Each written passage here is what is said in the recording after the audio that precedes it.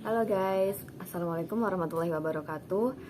Sebelumnya perkenalkan, nama saya Aulia Sindi Nur Anissa, dengan nomor induk mahasiswa 020519 035. Di sini saya akan mempresentasikan mengenai materi kuliah, yaitu kultur jaringan, dengan pembahasannya itu isolasi bahan tanam atau eksplan. Selanjutnya yaitu dapat dua pembahasan di sini. Yang pertama, saya akan menjelaskan tentang kultur jaringan itu apa, lalu tahapan pekerjaan dalam kultur jaringan itu bagaimana. Yang pertama ada kultur jaringan. Apa sih kultur jaringan itu? Secara umum, kultur jaringan itu dapat dikatakan sebagai teknik menumbuhkan bagian-bagian tumbuhan seperti sel, protoplasma, jaringan, ataupun organ dalam suatu medium yang sesuai di bawah kondisi aseptis atau steril.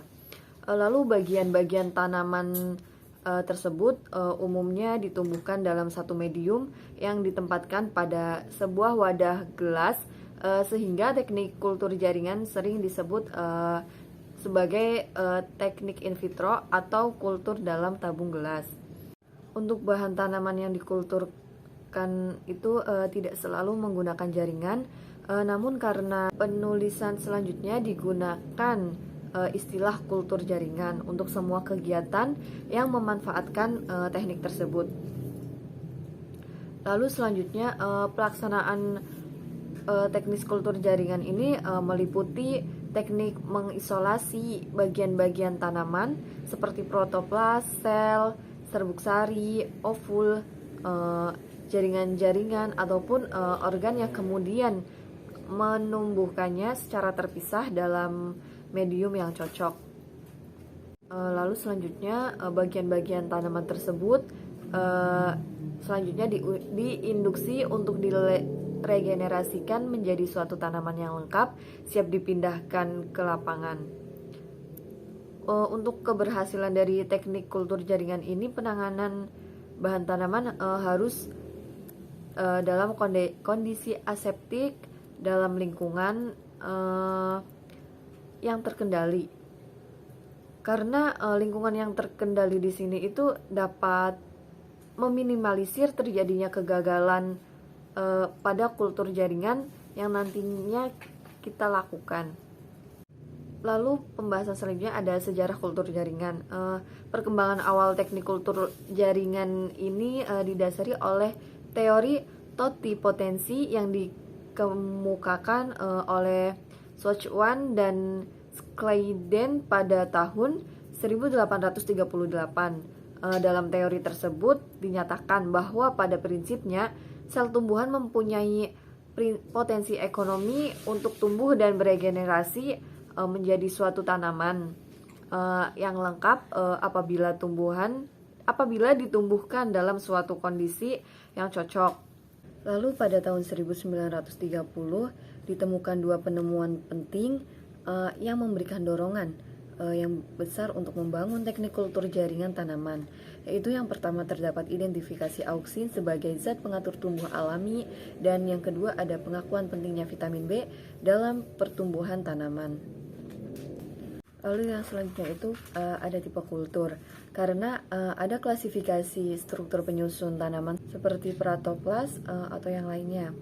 Jadi dalam teknik kultur jaringan juga dapat dibedakan menjadi beberapa kultur yang berbeda. Yang pertama ada kultur tanaman utuh. Dalam hal ini yang dikulturkan itu adalah bentuk-bentuk tanaman utuh seperti biji. Jadi pada proses pengkulturannya itu mirip dengan persemaian biji. Lalu yang kedua ada kultur embrio. Dalam hal ini embrio diisolasi dari bagian-bagian biji yang lain. Kemudian dikulturkan dalam medium yang telah dipersiapkan. Jadi dalam kultur embrio ini medium berperan sebagai endosperm biji yang menyediakan nutrisi, vitamin, hormon, dan mineral yang dibutuhkan bagi perkembangan embrio selanjutnya. Lalu yang selanjutnya ada kultur organ. Organ-organ yang dimaksud dapat berupa meristem, tunas pucuk, akar antera, daun, dan organ tumbuhan yang lainnya. Organ-organ tersebut diisolasi dari tanaman induknya, kemudian dikulturkan dalam medium yang sesuai. Bagian-bagian yang diisolasi dari tumbuhan kemudian disebut sebagai eksplan, dan kulturnya disebut sebagai kultur eksplan. Lalu selanjutnya ada kultur kalus.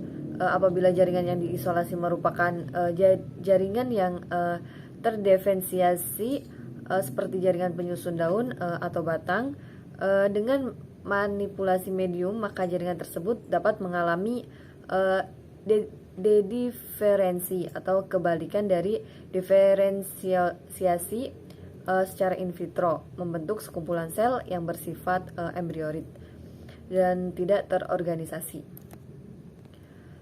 Lalu kumpulan sel tersebut disebut sebagai kalus, dan kultur yang demikian itu disebut sebagai kultur kalus.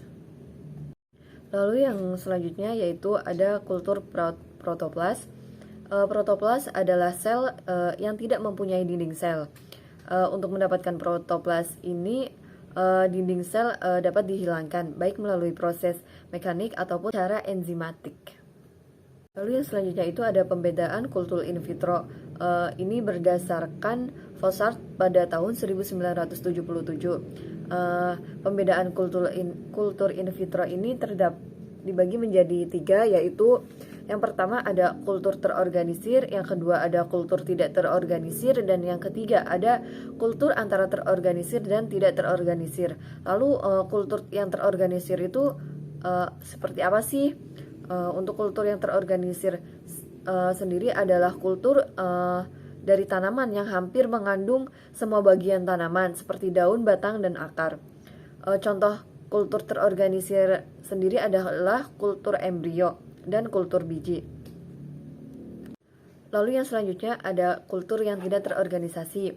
Dalam kultur yang tidak terorganisasi ini terdiri dari sekumpulan sel bersifat meristematis dan belum terdiferensiasi. Kultur ini dapat berupa kalus, agregat sel, atau sel tunggal, atau disebut juga sebagai suspensi sel.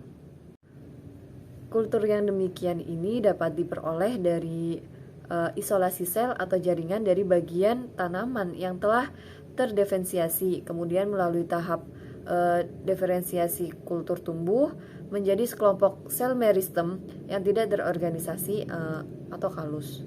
Lalu yang terakhir ada kultur antara terorganisasi dan yang tidak terorganisasi.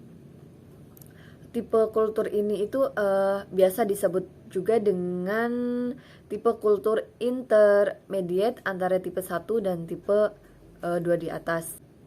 Kultur intermediate tersebut dapat diperoleh dengan cara sel atau jaringan pertama-tama diinduksi untuk mengalami dediferensiasi untuk membentuk kalus. Lalu dari kalus ini kemudian dapat berorganisasi membentuk organ-organ seperti akar, daun, ataupun tunas, atau kadang-kadang juga dapat berupa individu-individu baru melalui pembentukan proembrio atau embrio. Untuk pembahasan yang selanjutnya ada tahapan pekerjaan dalam kultur jaringan. Pada dasarnya, pekerjaan kultur jaringan ini meliputi 3 tahap sampai penanaman kultur dan 3 tahap setelahnya belum dipindahkan ke lapangan, yaitu yang pertama ada isolasi bahan tanam atau eksplan dari tanaman induk. Yang kedua ada sterilisasi eksplan. Yang ketiga ada penanaman eksplan pada media steril yang sesuai. Setelah eksplan ini ditanam, ada 4 fase lagi yang diperlukan sampai tanaman siap tanam ke lapangan, yaitu meliputi perbanyakan propagul, pengakaran, aklimatisasi, dan yang terakhir ada pemindahan tanaman ke lapangan.